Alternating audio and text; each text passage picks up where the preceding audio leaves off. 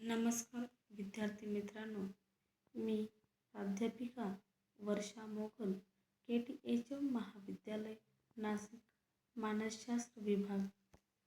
आपण मागच्या 2 लेक्चरपासून मानसशास्त्रातील करिअरच्या संधी व क्षेत्रे अभ्यास करत आहोत. आतापर्यंत पुढीलप्रमाणे 7 क्षेत्रे अभ्यासली. 1. चिकित्सा मानसशास्त्र. 2. औद्योगिक व संघटन मानसशास्त्र. 3. शैक्षणिक मानसशास्त्र. 4. सामाजिक मानसशास्त्र. 5. वैकल्पिक मानसशास्त्र. 6. आरोग्य मानसशास्त्र. 7. गुन्हेगारी व न्यायसहाय्यक मानसशास्त्र. ही क्षेत्रे आपण आतापर्यंत अभ्यासली. आता आपण पुढील 4 क्षेत्रे अभ्यासूया. 1. सैनिकी मानसशास्त्र. 2. क्रीडा मानसशास्त्र. 3. चेता मानसशास्त्र. 4. पर्यावरण मानसशास्त्र. आपण आता सैनिकी मानसशास्त्रीय बघूया. सैनिकी मानसशास्त्र. सैनिक नाटके किंवा लष्करातील जवान म्हटले की आपल्या मनात येते ते अनेक दिवस, महिने आपल्या कुटुंबापासून दूर कुठेतरी प्रतिकूल परिस्थितीत देशासाठी लढणारी व्यक्ती. आपण सुद्धा त्यांच्या भूमिकेत जाऊन स्वतःबद्दल तशी कल्पना केली तर कसे वाटेल? विचार करा. तुम्ही पण असेच अनेक महिन्यांपासून घरापासून दूर आहात. देशासाठी लढत आहे. आजूबाजूला तुमचे सहकारी लढताना शहीद होत आहेत, धारातीर्थी पडत आहेत आणि कोणत्या क्षणी आपल्यावरही तीच वेळ येईल असं सतत डोक्यात विचार चालू राहतात. कोणत्या क्षणी आपल्याला गोळी लागू शकते. समोर सर्वत्र मृत्यूचे थैमान चालू आहे. अशा वेळेस तुमचं काय होईल? या विचारानेच आपल्या अंगावर काटा येईल. अशा वेळेस समोरच्या परिस्थितीतून वाचलात तर मृत्यूच्या दाढेतून बाहेर आलेल्या सैनिकाची मानसिक संतुलन बिघडण्याची शक्यता कितीतरी जास्त शक्यता आहे. लष्करी जवानांचे मानसिक आरोग्य राखणे हे सैनिकी मानसशास्त्रज्ञांचे प्रमुख काम असते.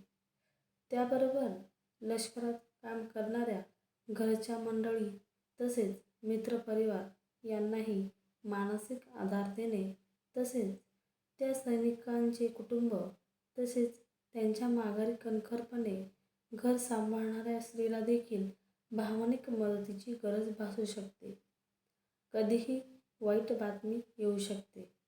या भीतीची दहशत नेहमीच डोक्यावर टांगती तलवार असल्याने सर्वच कुटुंबाला वेळोवेळी समुपदेशनाची आवश्यकता असते.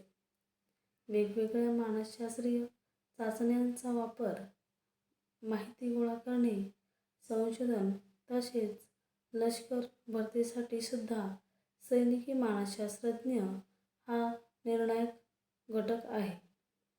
सैनिकी पेशासोबत जोडल्या गेलेल्या ताणामुळे त्या व्यक्तीला सामाजिक, मानसिक, भावनिक आरोग्य चांगले राखण्यासाठी जाणून प्रयत्न करावे लागतात.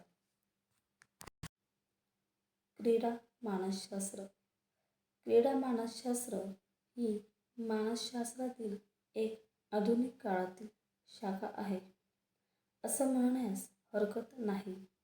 कारण आधुनिक काळात क्रीडा या कौशल्याला जागतिक पातळीवर अनन्यसाधारण महत्त्व प्राप्त झाले आहे. म्हणूनच वैयक्तिक, सांघिक पातळीवर तसेच मैदानी क्रीडा, बैठे खेळ यामध्ये अनेक खेळाडू भाग घेतात. त्यांना प्रशिक्षण देणे, स्पर्धा घेणे, आधुनिक तंत्राचा वापर करणे याकरिता क्रीडा मानसशास्त्र आपले योगदान देत आहे. खेळाच्या मानसिक व शारीरिक अशा दोन्ही अंगाचा विचार या शाखेत केला जातो.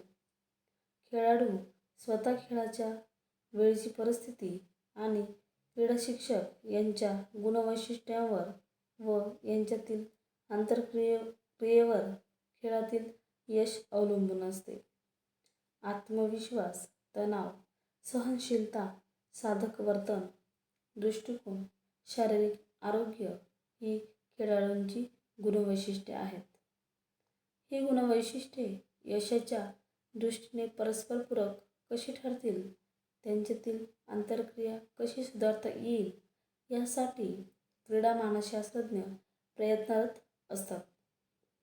खेळाडूंना प्रेरणा देण्याचा आणि त्यांचे मनोधैर्य वाढविण्याचा उत्साह निर्माण करण्याचा प्रयत्न ही शाखा करते. तसेच खेळाशी संबंधित सामाजिक घटक, शारीरिक समस्या इत्यादी महत्त्वाच्या घटकांवर क्रीडा मानसशास्त्रात विचार केला जातो. खेळातील यशामुळे खेळाडूंची मानसिक स्थिती वरखाली होण्याची शक्यता असते. तो निरोगी राहण्यासाठी मानसशास्त्रज्ञ मदत करतात. खेळाडूंच्या कामगिरीमध्ये बरेचदा सातत्य राहतेच असे नाही. खेळाडू निराशेच्या गर्तेत सुद्धा जाऊ शकतो. अशा वेळेस त्याला उभारी देऊन पुन्हा खेळाकडे वळविण्याच्या प्रक्रियेत, कामगिरी उंचविण्याच्या प्रक्रियेत त्याची मदत होते. खेळाडूंमध्ये सांघिक भावना निर्माण करणे, नेतृत्व गुण विकसित करणे, तसेच एखाद्या खेळाडूंच्या अंगी असलेली विशेष क्षमता ओळखून त्यांचा खेळामध्ये जास्तीत जास्त उपयोग करण्यासाठी त्याला खेळ सुरू असताना मानसिक तयारी करणे इत्यादींसाठी क्रीडा मानसशास्त्रज्ञ प्रयत्नशील असतात. अशा प्रकारे क्रीडा मानसशास्त्र आपण अभ्यासले. चेता मानसशास्त्र. चेता मानसशास्त्राला इंग्रजीमध्ये न्यूरो सायकोलॉजी असे म्हणतात. मेंदू हा मानवाच्या शरीरातील सर्वात महत्त्वाचा आणि विस्मयकारकचकित करणारा अवयव आहे. आपण आपल्या शरीराची प्रत्येक क्रिया मेंदूच्या आज्ञेशिवाय करू शकत नाही. आपण आपले येणारे प्रत्येक विचार मेंदूच्या सहकार्याशिवाय शक्य होणार नाही. चेता मानसशास्त्र ही मानसशास्त्राची शाखा मेंदू आणि चेतासंस्था यावर आधारित आहे. म्हणजेच आपल्या बौद्धिक प्रक्रिया आणि वर्तन समजून घेणे चेता मानसशास्त्रज्ञांचे काम आहे. मेंदूला होणाऱ्या इजांमुळे वर्तनात कोणते बदल होऊ शकतात, विचारांवर काय परिणाम होतो याचा अभ्यास करणे हे देखील यांच्या कार्यक्षेत्राचा भाग आहे. चेतासंस्थेचे तज्ज्ञ डॉक्टर, वैद्यकीय क्षेत्रातील कुशल व्यक्ती यांच्यासोबत काम करताना वेगवेगळ्या चाचण्या बनविणे, उपकरणे बनविणे यात देखील न्यूरोसायकोलॉजी मानसशास्त्रज्ञ आपले ज्ञान अजमावू शकतात. याआधी झालेल्या स्मृती, भाषा इत्यादी विषयांवर झालेल्या संशोधनात न्यूरोसायकोलॉजी मानसशास्त्रज्ञांचे मोठे योगदान आहे. पर्यावरण मानसशास्त्र.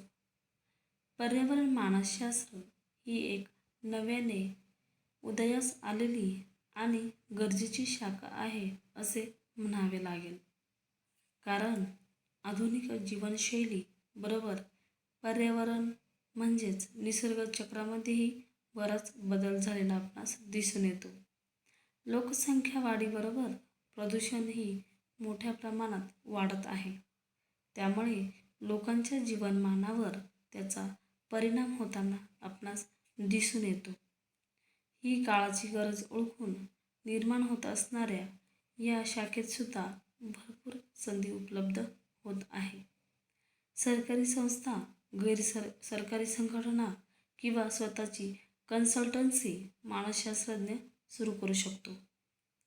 बदलत्या वातावरणाप्रमाणे शहर आराखडा आणि अंतर्नियोजनाचा विचार करून तसेच लोकांच्या बदलत्या मानसिकतेचा विचार करून पर्यावरण विषयक काही धोरणांमध्ये बदल सुचवू शकतात. तसेच पर्यावरण चांगले राहण्यासाठी म्हणजेच दीर्घकालीन टिकणाऱ्या पर्यावरणासाठी काय करावे लागेल व त्या दृष्टीने लोकांची मानसिकता बदलण्यासाठी कसे प्रयत्न करावे लागतील यासाठी प्रयत्न करतात.